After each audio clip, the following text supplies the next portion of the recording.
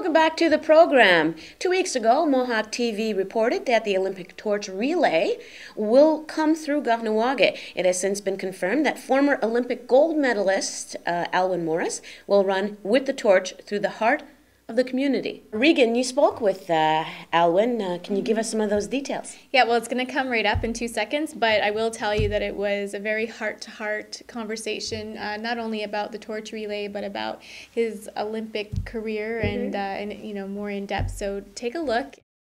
Okay, so Alwyn, can you tell me what is going on with the Olympic torch relay coming through the community? Are you involved at any point? Certainly, the whole Olympic torch relay is it becomes a very, very secretive program right at the front end. So now that the torch relay has begun in earnest, it's going to come through Kahnawake.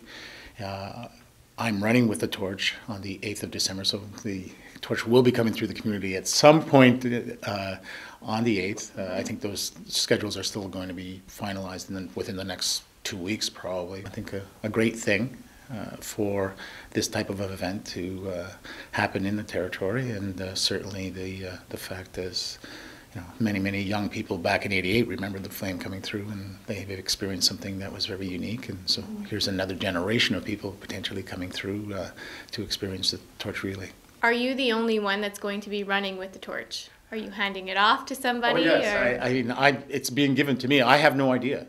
I don't know who's coming forward, and I don't know who I'm giving it to. So how did you arrive at this place where you're going to be running in Kahnawake? What was the process? Well, the process is that you have to be nominated. Now, who nominates you? It could be anybody. And it all goes to a central data center.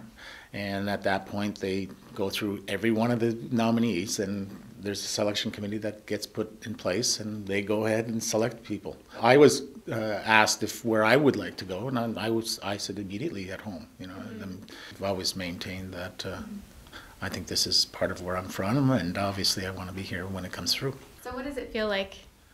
Well, you know, it's been a long time, and it's fun in that respect. I mean, it basically brings up a whole set of emotions and memories and of people past, and you know, and things that you've experienced as part of that Olympic family, if you'll have it. And you know, it doesn't go unmentioned at all. I mean, there's always situations that come up and say, "Oh, by the way, you," yeah.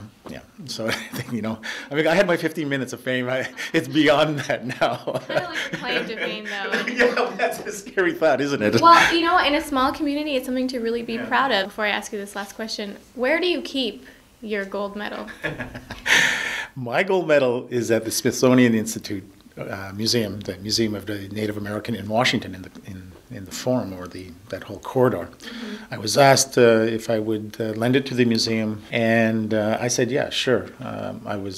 Some of my stuff was sent to the Museum of Civilization in Ottawa, so that was there for approximately 13 years or 14 years, and their exhibit now is closed, and my stuff came home, but my medals are still in Washington. And do you think that being an athlete of that caliber helped launch you into other areas in your life?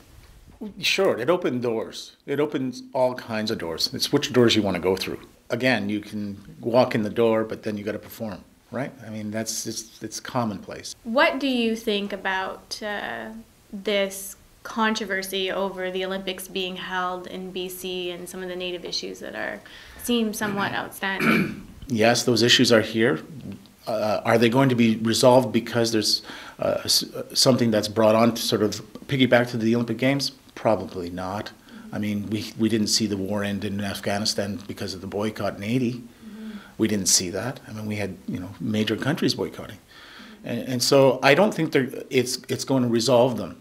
It brings some public attention to them, but will it resolve it? Chances no.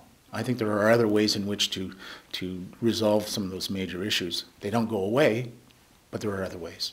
So Regan, Winneke is going to run in Windage. Yeah, she confirmed, we announced this on the show about 2 weeks ago also, that she will be running in the torch relay. But she's going to be running in Windage, which is interesting. And when I asked her, well, what happened? How come you're not going to be coming through Kahnawake? And she says, well, that's where I was placed. So there's a whole process that has taken place in terms of where people are going to be running. And so they decided that she was going to run in Wendake. So she's also going to be a torch bearer, which I think is great. So we have 2 people, in the torch relay coming out of Kahnawake.